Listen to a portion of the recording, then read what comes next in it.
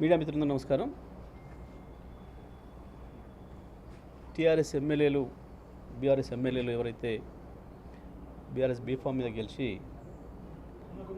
పార్టీకి అక్కడ నాయకులు కార్యకర్తలకి ప్రజలకి ఆ నియోజకవర్గ ప్రజలకి ద్రోహం చేసి పార్టీ మారినరో కాంగ్రెస్ పార్టీలో చేరినరో వాళ్ళని అనర్హులుగా ప్రకటించాలని చెప్పి మేము ఇచ్చిన పిటిషన్స్ పైన కోర్టు ఇచ్చిన ఉత్తర్వుల మేరకు సుప్రీంకోర్టు ఇచ్చిన ఉత్తర్వుల మేరకు స్పీకర్ గారు చర్యలు ఏదైతే ప్రారంభించారో దాంట్లో భాగంగా వారికి నోటీసులు ఇవ్వడం, వారు ఇచ్చిన సమాధానాలు మాకు పంపించి మీరు రిజైండర్స్ ఇవ్వమనటం, మళ్ళీ మేము రిజైండర్స్ సమర్పించడం, దానిపైన మళ్ళీ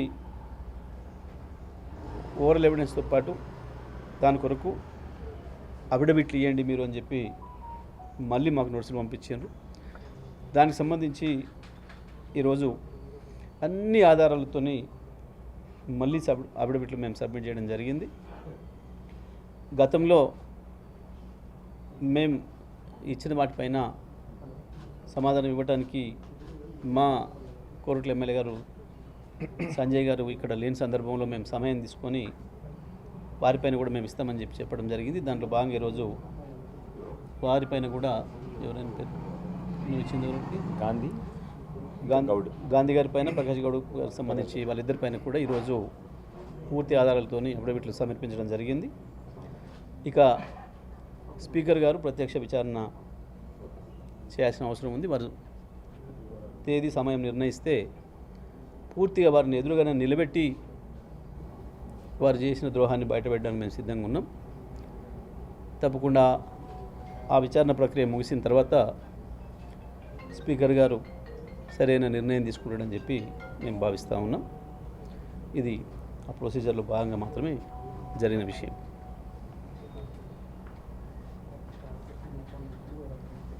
వాళ్ళు బుకాయించినవి, వారు అబద్ధాలు చెప్పినవి, ప్రత్యేకించి మరీ మధ్యకాలంలో కడియం శ్రీహరి గారు చాలా ఆశ్చర్యంగా నేను ఏ పార్టీలోనో నాకు తెలియదు, స్పీకర్ గారు చెప్తే తెలుస్తుంది అంటున్నారు. ప్రజలు నవ్వుకోవాలన్నా ఏం చేయాలి, చాలా ఆశ్చర్యంగా ఉన్నాయి. మనం ఏ పార్టీలో ఉన్నాం, మనం ఏం చేస్తున్నాం అనేది మనం చెప్తాం, కానీ స్పీకర్ గారు చెప్తారట. గొప్ప మేధావిత్వం. ప్రజలు చూస్తారు, ప్రజలు వింటున్నారు. మనం మాట్లాడేది ఇతరులు వినటానికి అన్న సోయి ఉండాలి, జ్ఞానం ఉండాలి. మనం మాట్లాడేది మరీ అసంబద్ధంగా ఉంటే ప్రజలు నవ్వుకుంటారు, ఈసడించుకుంటారన్న జ్ఞానం కూడా ఉండాలి మాట్లాడే వాళ్ళకి. మాట్లాడుతున్నది ఎవరు? శాసనసభ్యులుగా ఎన్నుకోబడ్డ వాళ్ళు ప్రజల చేత. కొంతమంది దాంట్లో మంత్రులుగా చేసిన వాళ్ళు, ఇంకా ఉన్నతమైన పదవులు చేసిన వాళ్ళు. ఎంత నిస్సిగ్గుగా, నిర్లజ్జగా, ఎవరేమనుకుంటే మాకేంది అన్న పద్ధతుల్లో వాళ్ళు మాట్లాడుతున్న తీరు వాళ్ళ నైరాశ్యాన్ని తెలియజేస్తూ ఉంది. ఇది తప్పకుండా స్పీకర్ గారు నిర్ణయం ఏది చేసినా ప్రజల దృష్టిలో మాత్రం ఇప్పటికే వాళ్ళు పూర్తి స్థాయిలో పతనమై ఉన్నారు. ఇది ఇట్లాగే ఇంకా కొనసాగిస్తే, ఈ మాటలు ఇట్లాగే మాట్లాడుతూ ఇట్లాంటి రాతలు రాసి స్పీకర్ గారికి ఇస్తూ ఇంకా మేము ప్రజల్ని మోసం చేయడమే కాదు, స్పీకర్ గారికి కూడా గంతలు కడతాం, కోర్టులో కూడా గంతలు కడతామనే ఒక ఆలోచనలు వాళ్ళకు ఉంటే అంత మించిన మూర్ఖులు ఇంకోరు ఉండరు. తప్పకుండా వాళ్ళు అనర్హులు కావడం ఖాయం. మళ్ళీ ఎన్నికల్లో ఎవరైనా నిలబడితే కూడా వాళ్ళు మట్టిగా రావడం కూడా ఖాయం. తప్పకుండా చేసిన తప్పుకు సరైన శిక్ష అనుభవించడం కూడా ఖాయం. ప్రజలకే ఎక్కువ అవసరం. ఇట్లా తప్పు చేసిన వాళ్ళను శిక్షించాలనే కోరిక ప్రజలకే ఉంటుంది. 10 ఏళ్ళుగా మేము చేసుడు మీరు చేసుడు కాదు. బీఆర్ఎస్ పార్టీ పుట్టకముందే ఈ చట్టం వచ్చింది. బీఆర్ఎస్ పార్టీ పుట్టకముందే ఈ చట్టం వచ్చింది అంటే దాని అర్థమైంది, అంతకంటే ఎప్పటి నుంచో ఉన్నవి ఇటువంటివి అని కదా. మొదలుపెట్టిందే కాంగ్రెస్ పార్టీ మార్చడాలని జనతా పార్టీని కూలగొట్టి, పార్టీ మార్పిచ్చి జనతా పార్టీని కూలగొట్టి చరణ్ సింగ్ గారిని తీసుకోవడం మొదలుపెట్టిన కానించి ఇప్పటి వరకు భారతదేశ చరిత్రలో అత్యంత ఎక్కువ పార్టీ ఫిరాయింపులను ప్రోత్సహించింది కాంగ్రెస్ పార్టీ. ఆ తర్వాత బీజేపీ వచ్చిన తర్వాత మధ్యలో ఎప్పుడైతే బీజేపీ గవర్నమెంట్ను కూల్చడానికి నిలబెట్టుకోవడానికి వాజ్పేయి ప్రయత్నం చేసినరో ఆ తర్వాత మళ్ళీ ఈ చట్టాన్ని తీసుకొచ్చింది కూడా కాంగ్రెస్ పార్టీ. ఎక్కడ బీఆర్ఎస్ పాత్ర లేదు దీంట్లో. ఈ 10 ఏళ్లలో 11 ఏళ్లలో కాంగ్రెస్ను మించి ఇంకా అంతకంటే ఎక్కువ ఫిరాయింపులు చేసి, అంతకుముందు వ్యక్తుల్ని ఫిరాయింపు చేసేది కానీ ప్రభుత్వాన్నే ఫిరాయింపు చేసిండు మోడీ గారు. ఈరోజు సాయంత్రం వరకు కాంగ్రెస్ పార్టీ ముఖ్యమంత్రిగా ఉన్న ఆయన రేపు పొద్దున తెల్లారే వరకే బీజేపీ ముఖ్యమంత్రి కూడా అయింది. ఇది మనందరం కళ్ళ ముందున్న విషయం. ఇందులో ఈ చట్టంలో టీఆర్ఎస్ పాత్ర ఏం లేదు. ఈ చట్టం తెచ్చినప్పుడు ఈ 2 జాతీయ పార్టీలే పార్లమెంట్లో ప్రాతినిధ్యం ఉన్నాయి, కాంగ్రెస్ బీజేపీలు. ఈ దేశంలో ఇట్లాంటివి ఏమైనా జరిగినాయి అంటే దానికి పూర్తి బాధ్యత కాంగ్రెస్ బీజేపీ 2 పార్టీలది. ఈ దేశాన్ని ఏలిన 2 జాతీయ పార్టీలు వాళ్ళదే ప్రధానమైన బాధ్యత తప్ప ఇంకోటి కాదు.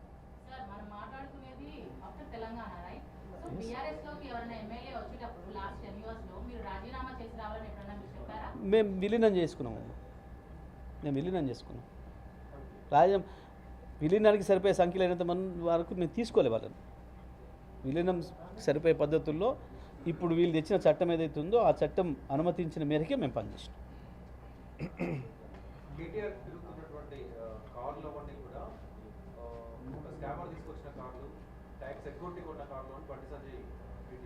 బండి సంజయ్ ఎక్కడ కొన్నాడో మేము కూడా గానే కొన్నాం, వాళ్ళందరూ ఎక్కడ కొంటారు మేము కూడా గానే కొంటున్నాం. గంతే.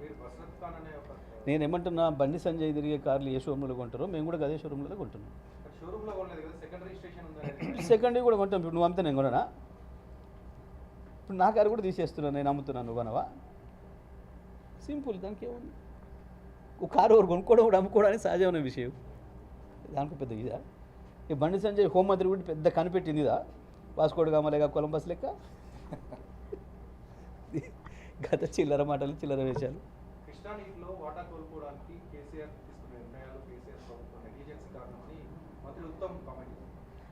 ఉత్తమ్ కొన్ని సందర్భాల్లో ప్రజలు అంటుంటే నేను కూడా నిజమో కాదనుకునేది, కానీ ఉత్తమ్కు బుర్ర ఇక్కడ లేదు ఇంకెక్కడో ఉందని అంటుంటారు కొంతమంది. అది నిజమే అనిపిస్తుంది కొన్ని సందర్భాల్లో. ఎందుకంటే 511 ఆంధ్రప్రదేశ్కి 299 తెలంగాణకు కేటాయిస్తూ జీవో ఇచ్చింది కాంగ్రెస్ ప్రభుత్వంలోనా మా ప్రభుత్వంలోనా? దాని మీద నిలబడతాడు ఉత్తమ్? 2014 ముందే ఆ జీవో ఇచ్చిండ్రు, అది నిర్ణయం చేసింది కాంగ్రెస్ పార్టీ ప్రభుత్వమే, ఇక్కడ రాష్ట్రంలో వాళ్ళ కేంద్రంలో ఉందని నేను అంటున్నా. ఈ విషయంలో ఏమైనా తేడా ఉంటే నేను దేనికైనా సిద్ధంగా ఉన్నా. ఉత్తమ్ సిద్ధమా? మాట్లాడతాడా? వస్తాడా? తెలంగాణలో తెలంగాణ ప్రభుత్వం ఏర్పడక ముందే, కేసీఆర్ ప్రభుత్వం ఏర్పడక ముందే మీ కాంగ్రెస్ పార్టీ చేసిన దుర్మార్గం వల్లనే అది జరిగింది.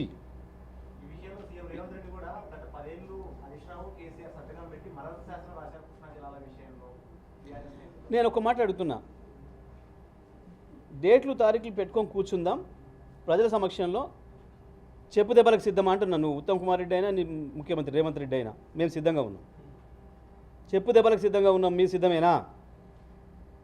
కాంగ్రెస్ పార్టీ ప్రభుత్వంలోనే ఇది జరిగింది, యూపీఏతోనే ఇది జరిగింది, రీఆర్గనైజేషన్ యాక్ట్ వచ్చినప్పుడే ఇది జరిగింది అని నేను అంటున్నా.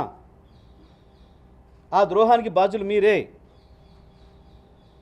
తెలంగాణకు జరిగిన ప్రతి నష్టానికి, తెలంగాణలో చనిపోయిన ప్రతి అమరవీరుడి సావుకు కారణం మీరే, కాంగ్రెస్ పార్టీనే. ఉన్న తెలంగాణను తీసుకుపోయి ఆంధ్రప్రదేశ్లో కలుపుతున్న నాడే వ్యతిరేకించినప్పుడు నలుగురిని కాల్చి చంపిన పాపం మీ కాంగ్రెస్దే. ఆ తర్వాత 69లో రాష్ట్రం కావాలన్నప్పుడు 400 మంది చంపిన పాపం మీదే.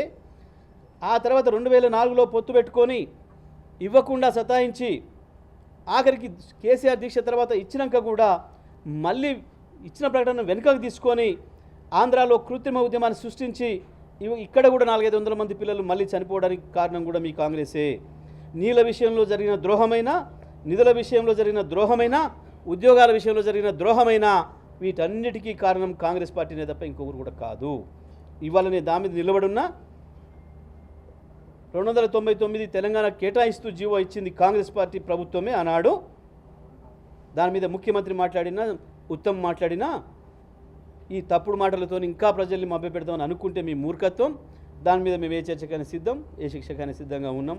నేను ఇప్పుడు ఒక మాట అన్నా, చెప్పు దెబ్బకు కూడా సిద్ధంగా ఉన్నాం అనే మాట మీరు ఇక్కడ చర్చ పెడతారా, అమరవీల స్తూపం కాడ పెడతారా, మేము సిద్ధంగా ఉన్నాం. కృష్ణా గోదావరి జలాల్లో ద్రోహం చేసింది మీరు. అంతెందుకు ఆ 299 కూడా వాడుకోవడం చేతగాని దద్దమ్మలు మీరు. ఈ మాట నేనండి, కేఆర్ఎంబి అన్నది మొన్న యాసంగిలో చంద్రబాబు నాయుడు ఇప్పుడే ఎక్కువ తీసుకుపోయిండు, 650 టీఎంసీలు తీసుకుపోయిండు. వాస్తవానికి మీకు 350 పైన టీఎంసీలు ఉన్నాయి మీ వాటా ఈ సంవత్సరం. మీరు 220 వాడుకున్నారు, మిగతా వాడుకోండి తెలివిలేని సోయిలేని సన్నాసులారా అని చెప్పి కేఆర్ఎంబి ఉత్తరం రాసింది. ఇదే ఉత్తమ్ కుమార్కి, ఇదే రేవంత్ రెడ్డికి. అయినా సోయి లేకుండా వండినరు. ఇవాళ ఇప్పుడు కూడా ఒకవైపు అలమట్టి ఎత్తు పెంచాలని వాళ్ళు ప్రయత్నం చేస్తుంటే ఇప్పటివరకు సోయి లేదు. ముందు మేము మాట్లాడిన తర్వాత నిన్న ఉత్తమ్ కుమార్ రెడ్డి పోయి అక్కడెక్కడో ఊర్లో పల్లెటూరులో మాట్లాడొచ్చిండు. మాట్లాడుతూ మళ్ళీ అబద్ధాలే ఉల్లవేస్తున్నాడు.